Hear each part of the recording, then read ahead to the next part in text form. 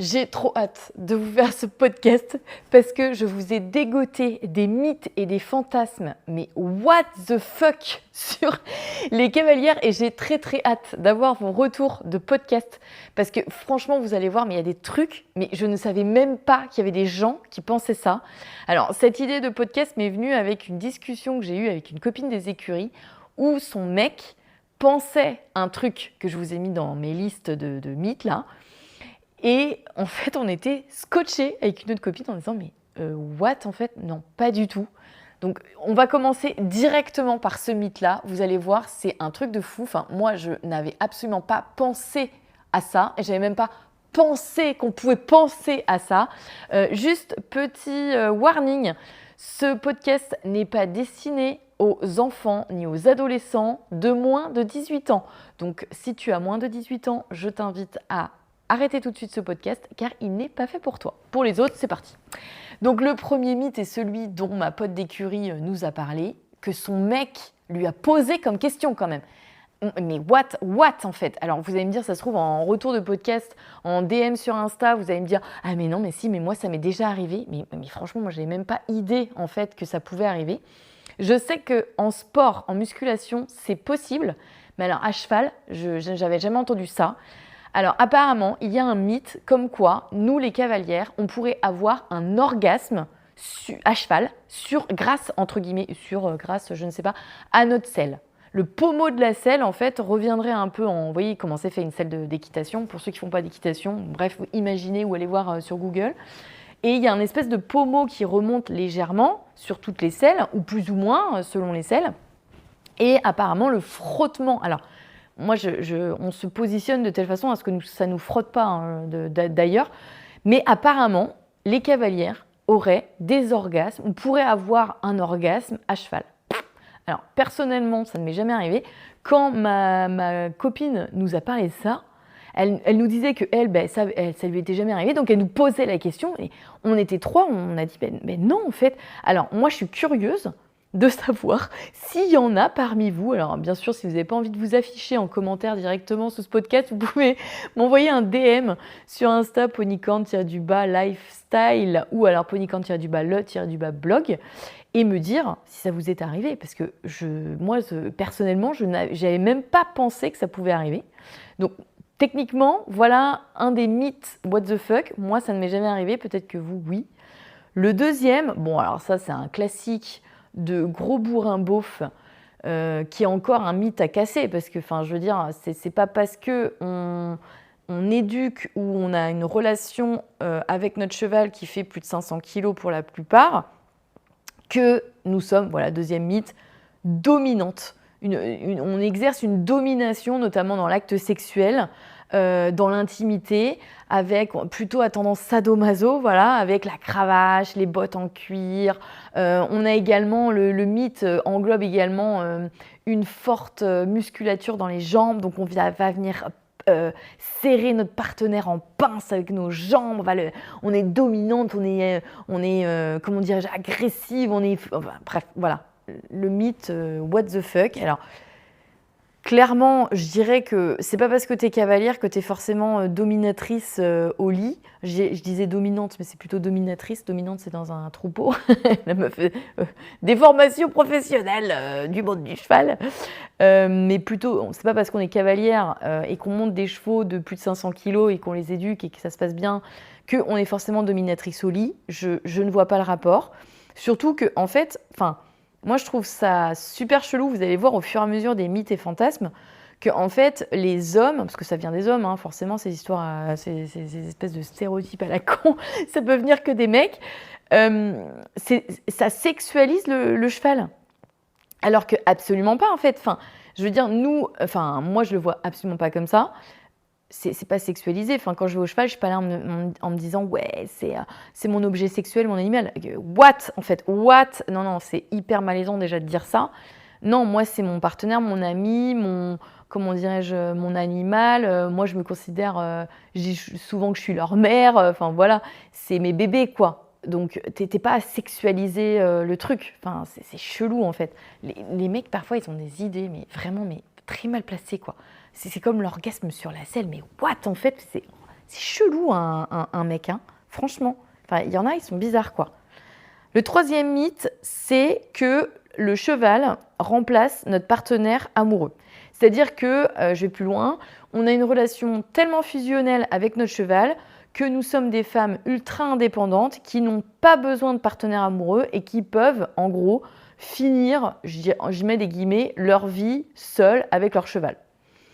Alors, pour ma part, clairement, ça n'a jamais été le cas. J'ai jamais pris mon cheval comme mon partenaire amoureux ou mon partenaire de vie, même si ce sont des animaux qui ont une place dans la famille à part entière. C'est-à-dire que moi, si je perds un de mes chevaux, je perds un membre de ma famille. Hein, clairement, je les mets au même stade que des membres de ma famille. Mais par contre, je n'ai jamais pensé qu'il me suffisait pour vivre toute ma vie comme ça et que j'avais pas besoin de partager quelque chose avec un amoureux humain. Voilà. Non, moi, c'est pas le cas. Je sais que certaines personnes, enfin j'en ai rencontré au cours de ma vie, se suffisaient totalement à elles-mêmes et avec leur cheval. C'est-à-dire que en fait, leur cheval prenait tellement de place, mais c'est pas que le cheval. Hein. J'ai rencontré aussi des gens qui transposaient ça aussi sur leur chien ou leur chat. Donc leur animal en fait prenait tellement de place qu'ils n'avaient pas la place pour un partenaire. Mais je dirais, c'est pas, comment dirais-je, le cheval remplace le partenaire amoureux. C'est genre, t'es amoureuse de ton cheval comme d'un homme. Enfin, pas du tout. Encore une fois, c'est sexualiser le cheval. Je trouve ça trop chelou. Donc non, c'est plus dans le sens où je pense que la personne a tellement une relation fusionnelle avec son animal qu'elle n'a pas de place dans sa vie pour quelqu'un d'autre. Mais ça peut être aussi avec un enfant. Je connais des mamans solo qui sont tellement fusionnelles avec leur enfant qu'elles ne veulent pas d'un homme dans leur vie. Parce que ce serait trop et qu'elles n'auraient pas la place d'accueillir cet homme-là, en fait. Donc, je pense que c'est pas une question de sexualisation, là, c'est vraiment une question de schéma affectif ou de personnes très blessées ou personnes dans le trauma ou autre chose, un style d'attachement peut-être, j'en sais rien, je suis pas psy, hein, les gars, oulala, ça c'est de la psychologie de comptoir, on va dire, mais vraiment, je pense que c'est plus dans la relation aux autres, une personne qui a peut-être été aussi très déçue par l'humain. Moi, j'ai eu beaucoup de gens, notamment sur les réseaux, qui m'envoyaient, qui continuent de m'envoyer des messages en me disant « Moi, j'ai confiance qu'en les animaux, les humains, c'est de la merde, j'étais trop déçue par les humains, etc. » Donc, je pense que c'est ce type de personne-là qui a été déçu par l'humain et qui va complètement transposer, en fait, une relation fusionnelle sur l'animal. Moi, clairement, ça m'est jamais arrivé, même si j'aime énormément mes animaux. Ça a toujours été question, même si ce sont des membres de ma famille, ce sont des animaux. C'est-à-dire que je ne vais pas mettre la relation avec mon animal avant la relation humaine, par exemple. Même si c'est des membres de ma famille à part entière, mais je veux dire, j'ai pas d'enfant, donc je ne peux pas comparer, mais pour moi, ce ne sont pas des humains, ce sont des animaux avec des besoins physiologiques propres, et je ne fais pas d'anthropomorphisme avec eux. Je les respecte en tant qu'animal et je respecte leurs besoins physiologiques. Et c'est très important parce que parfois, on peut arriver, entre guillemets, de la maltraitance. Alors, je dis entre guillemets, mais ça peut arriver parce qu'on fait beaucoup d'anthropomorphisme et on les prend trop pour des partenaires humains, alors qu'ils n'ont pas du tout les mêmes besoins physiologiques. Par exemple, un cheval, je vais prendre cet exemple-là qui est tout simple, un cheval, il est fait pour rester dehors, même s'il tremble, c'est pour se réchauffer.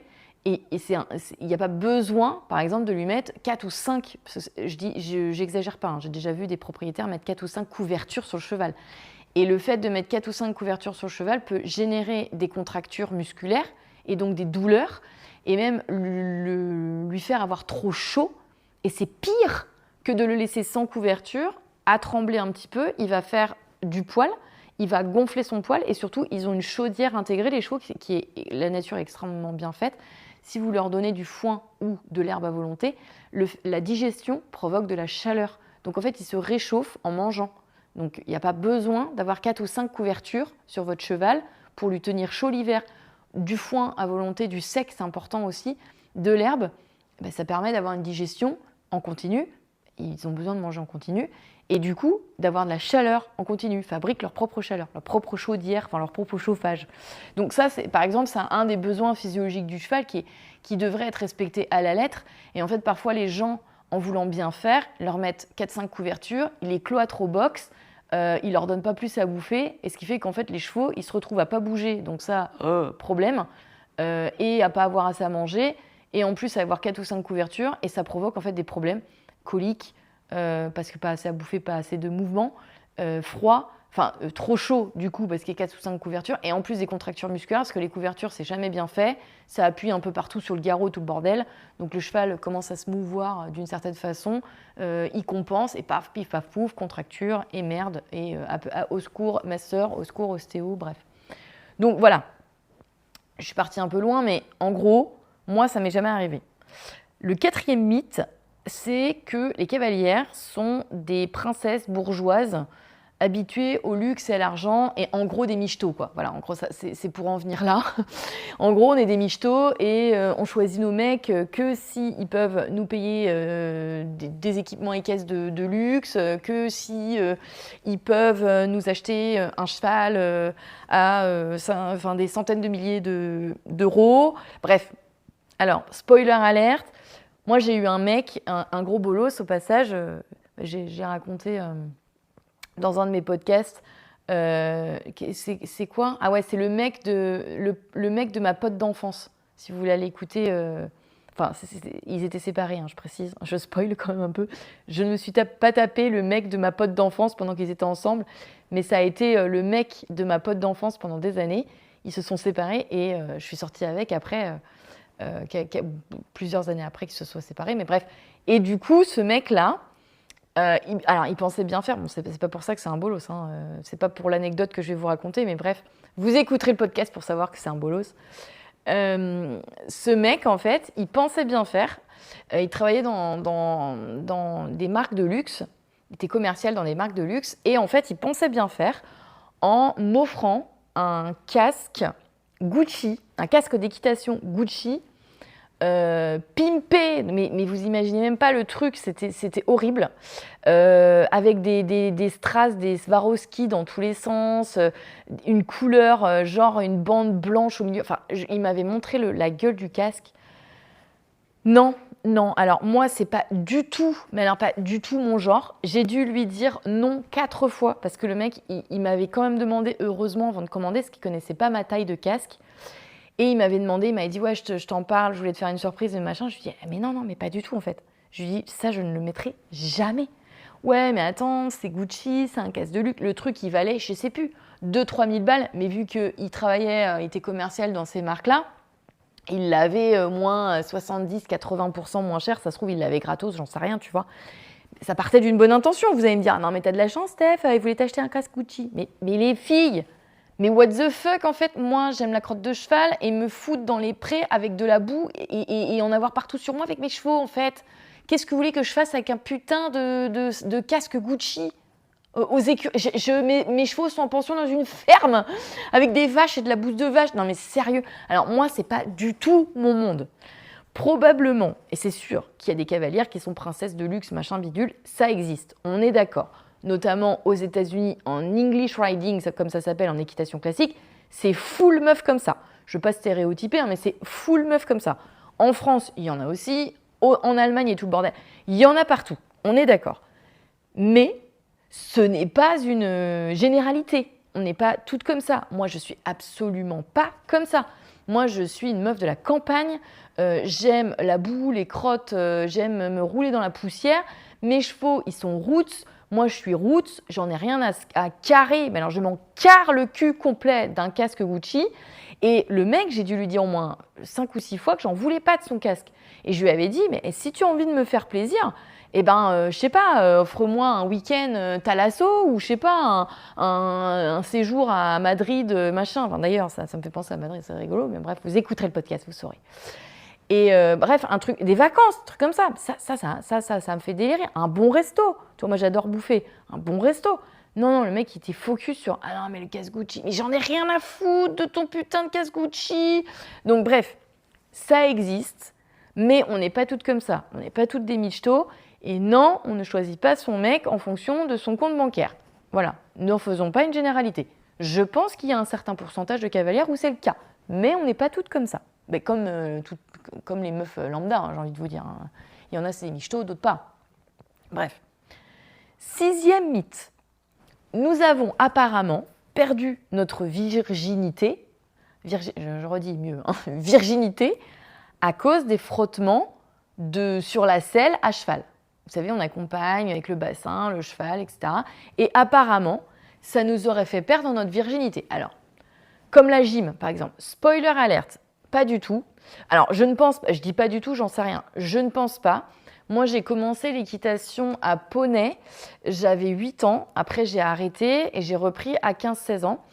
Moi, par contre, j'ai craqué mon hymen, parce qu'il est question de ça, hein, perdre sa virginité, c'est quoi? C'est on se pète l'hymen et du coup, après, open bar, hein, la voie est libre.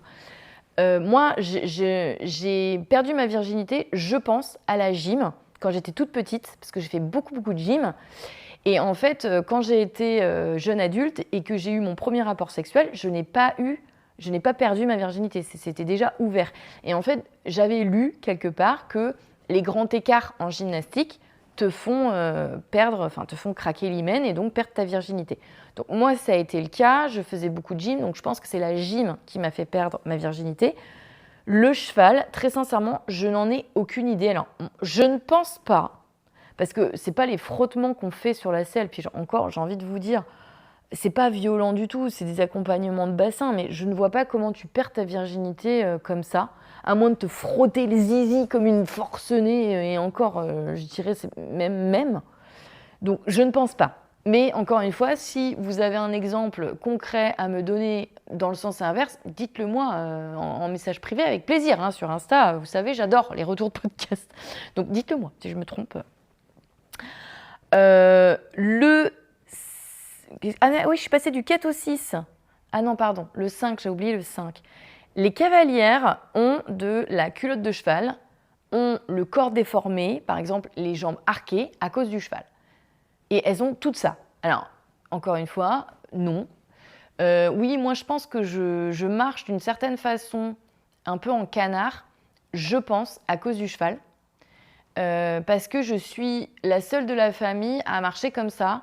Mon frère a un pied qui part en cacahuète, mais pas l'autre. Moi, j'ai les 2 pieds qui partent en cacahuète. Et étant donné que j'ai commencé à monter à cheval très jeune et que j'ai monté à cheval adolescente et que j'étais en pleine croissance, je pense que c'est lié. Donc oui, quelque part. Je connais aussi des cavaliers hommes qui sont très arqués au niveau des jambes, un peu comme les mecs qui ont fait du foot aussi. Ça fait ça, le foot, je ne saurais pas dire pourquoi. Et on a de la culotte de cheval systématiquement. Oh, mais ça, j'ai envie de dire, mais pas du tout, quoi. Enfin, j'ai envie de dire, ça dépend de la génétique de la femme.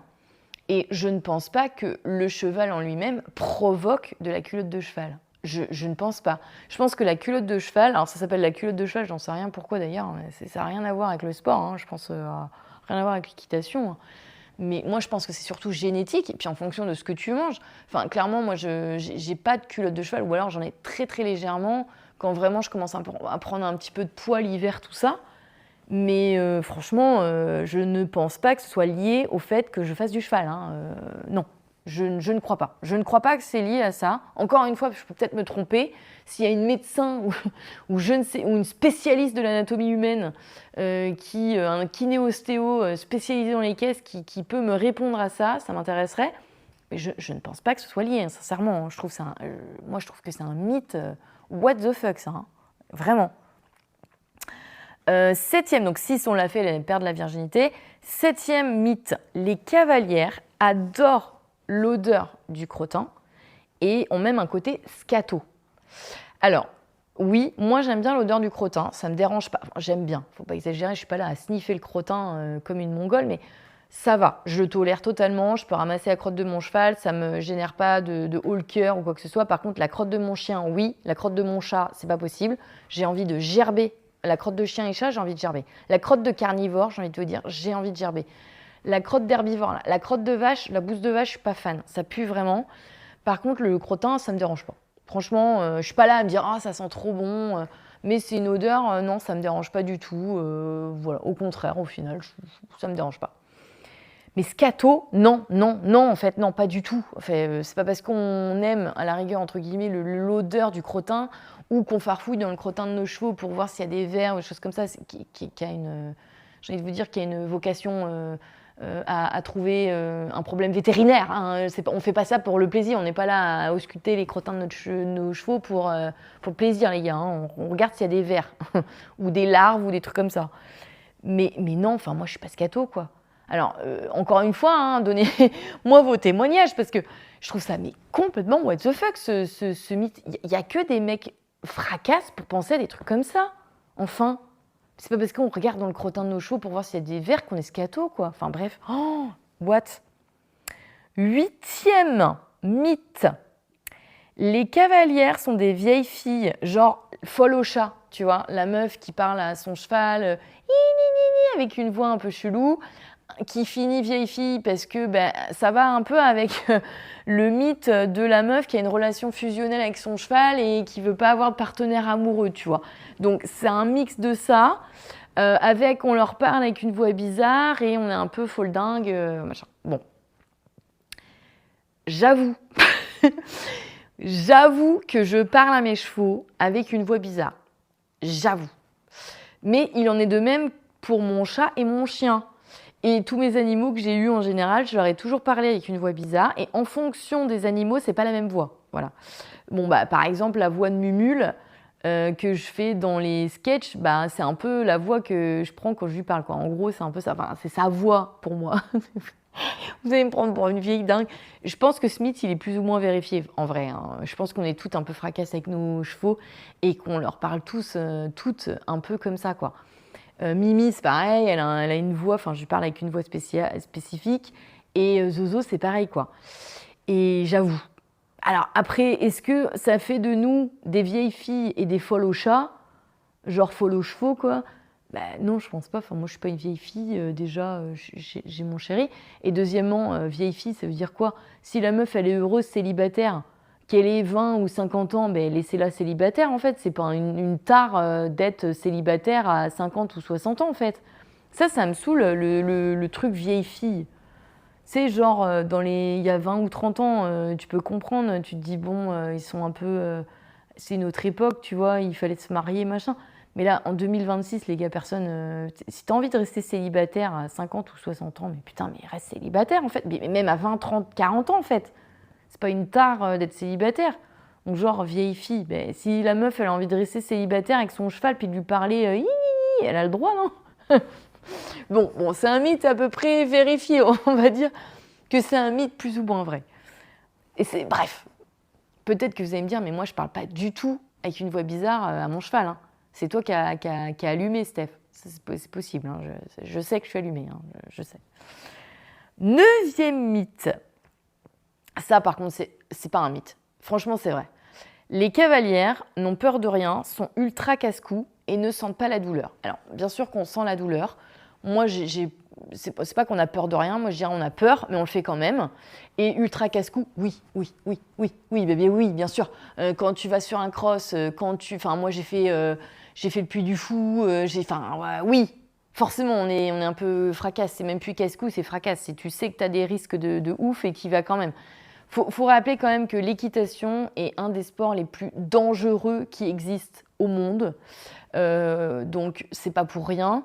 Et forcément qu'on a un caractère où on n'a pas peur de grand-chose, en fait. Enfin, si, on a peur. Moi je n'ai pas peur de dire que j'ai peur. J'ai pas honte de dire que j'ai peur. Mais par contre, je le fais quand même. C'est vrai que... c'est comme, je prends l'exemple, comme quand tu es dans la file d'attente d'un parc d'attractions. Tu as peur, mais tu y vas quand même au final. Tu fais quand même l'attraction, tu vois. Le cheval, c'est ça. C'est avant un cross, avant un parcours d'obstacles, avant les spectacles du Puy du Fou et tout, t'as peur, mais t'y vas. T'y vas quand même, quoi. Tu sais que t'as des risques, tu sais que ça peut mal se passer, tu sais... En plus, on risque gros à chaque fois. Enfin, je veux dire, le nombre de morts qu'il y a en équitation, c'est pas anodin. Hein. C'est pas très fréquent, heureusement, mais c'est fréquent, ça existe, on le sait tous, toutes. On sait que c'est un sport très dangereux, on sait que c'est un sport en plus qui est où c'est pas toi qui es seul maître du contrôle, quoi, du truc, hein, parce que tu as un autre partenaire qui est ton cheval quand même, et ce cheval, il te donne quand même, j'ai envie de te dire, il a son propre caractère, ses propres émotions, et du coup, des fois, ça part en cacahuète parce que tu t'es pas compris avec ton cheval, et puis qu'il a eu peur d'un truc, et puis bah, machin, et puis pif à pouf, et l'un dans l'autre, et accident, quoi. Donc oui, moi je dirais, c'est pas un mythe, hein, on est vraiment des casse-cou. Moi, je dirais, c'est pas on a peur de rien, c'est qu'on est courageuse. On a peur, mais on y va quand même. Et on ressent pas la douleur. Bah, bien sûr que si, on ressent la douleur, les gars, mais on n'est pas chochotte, quoi. Je veux dire, combien de fois ça nous est arrivé de nous faire marcher sur le pied ou de se casser la gueule à cheval, tu remontes, Enfin, voilà. Bon, on a mal, hein, on va pas se dire qu'on a pas mal, mais on n'est pas chochotte, quoi. On n'est pas des chochottes. Moi, ça m'a vraiment endurci, ce sport. C'est vrai que j'ai toujours été un peu garçon manqué. Je dirais pas que les cavalières sont des garçons manqués, hein. C'est pas du tout ça. Moi, c'est propre à mon enfance et tout. J'ai toujours été un peu garçon manqué, mais le cheval, moi, ça a fini de m'endurcir, hein. Ça a fini de m'endurcir. Mais combien de pelles je me suis prise à poney, à cheval. Je me suis fracturé des trucs, mais dans tous les sens, mais à l'hôpital et machin et tout. Ben, je peux te dire qu'aujourd'hui, enfin, tu vois, là, il y a 2 jours, je me suis fait une entorse, mais de la mort qui tue en sortant de la sellerie, mais un truc tout con. Il y a une marche, je ne l'ai pas vue, j'étais sur mon téléphone comme une bolosse. Crac, j'ai entendu crac, hein, entorse de la mort. Bah, ça m'empêche pas d'aller faire du sport, hein. J'étais faire du crossfit le jour même et aujourd'hui j'ai été faire de la muscu. Donc bah, c'est pas qu'on sent pas la douleur, j'ai mal, je me suis strappée et tout, machin, mais on est dur au mal. Voilà, on est dur au mal. C'est exactement le mot, dur au mal.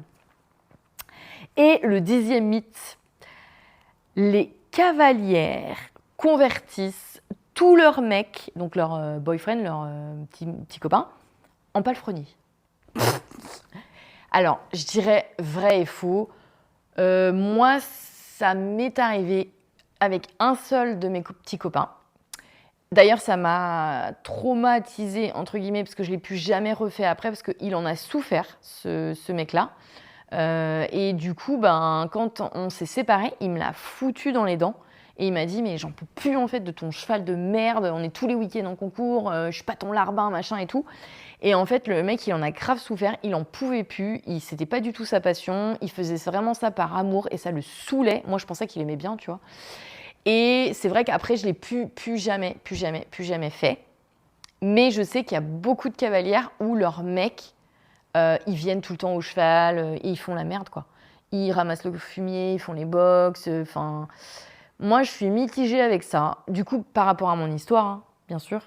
Je juge pas, hein, vraiment, si vous êtes dans ce cas-là et que votre mec, il vient aux écuries avec vous et qu'il fait toute la merde et que ça lui plaît ou qu'il le fait par amour, chacun son histoire. Moi, je juge absolument pas. Je l'ai moi-même fait, donc voilà. Mais c'est vrai qu'aujourd'hui, je préfère que dans mon histoire actuelle et dans mon histoire précédente, parce que j'ai été mariée et avec mon ex-mari, je voulais pas qu'il s'oblige à venir. Et s'il venait, il venait le temps qu'il voulait, il regardait pas. Mon ex-mari, ça lui arrivait plusieurs fois où je lui demandais de me filmer parce que il travaillait avec moi sur Ponycorn. Mais il a fait les box une fois en 10 ans qu'on était ensemble. Enfin non, on est restés plus de 10 ans ensemble. Non, on est resté 10 ans et demi. En 10 ans et demi qu'on était ensemble, il a fait les box une fois. Donc je pense que j'étais cool. Et mon chéri actuel, Flo, il est venu 3 fois au cheval depuis 1 an et demi, quoi. Donc c'est pas son truc. Moi, clairement, ça m'arrange parce que c'est vraiment mon monde et ma petite bulle. Donc je suis tranquille. Et en fait, je sais pas comment expliquer, mais moi, ça m'énerve. En fait, quand mon mec il vient au cheval, ça m'énerve parce que je me sens oppressée, parce que je me dis putain, faut que je me dépêche parce qu'il se fait chier et tout. Parce que c'est vrai, clairement, quand les gens ils sont pas dans le cheval, quand tu vas au cheval avec quelqu'un, tu te fais chier. Parce que ça dure 4-5 heures, tu es toute l'après-midi à brosser ton cheval.